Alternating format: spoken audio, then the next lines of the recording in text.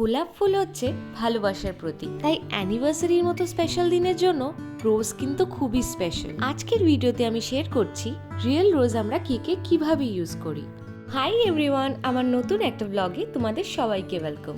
আজকের ভিডিওতে আমি তোমাদের সাথে শেয়ার করব 1 কেজির একটা অ্যানিভার্সারি কেকের ডিজাইন।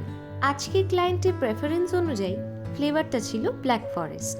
প্রথমেই তোমাদের কাছে ক্ষমা চেয়ে নিচ্ছি, কারণ প্রত্যেকটা কেকের ভিডিও আমি আপলোড করতে পারি না। কিছু সময় ওয়ার্ক প্রেশার এত থাকে, কোনো ভিডিও ফিল্ম করাই পসিবল হয়ে ওঠে না। তবে হ্যাঁ, যে কটা ভিডিও আমি পোস্ট করেছি তার মধ্যে রেসপন্স কিন্তু আমি খুবই ভালো পেয়েছি, আর সেটার জন্যই তোমাদের সবাইকে আমি মন থেকে থ্যাংক ইউ বলতে চাই। প্রত্যেকবারের মতোই কেকটাকে ভালো করে ক্রাম কোট করে চিল করে নিয়েছিলাম।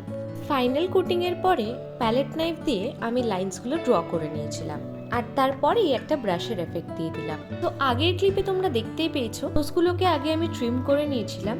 বেকিং পেপার দিয়ে স্টেমটা আমি কভার করে দিলাম।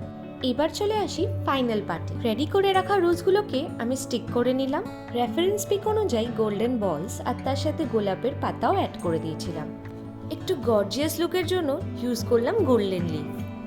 So here comes the final look. আমাদের ফাইনাল লুকটা কেমন লাগলো অবশ্যই জানিও। Thank you for watching.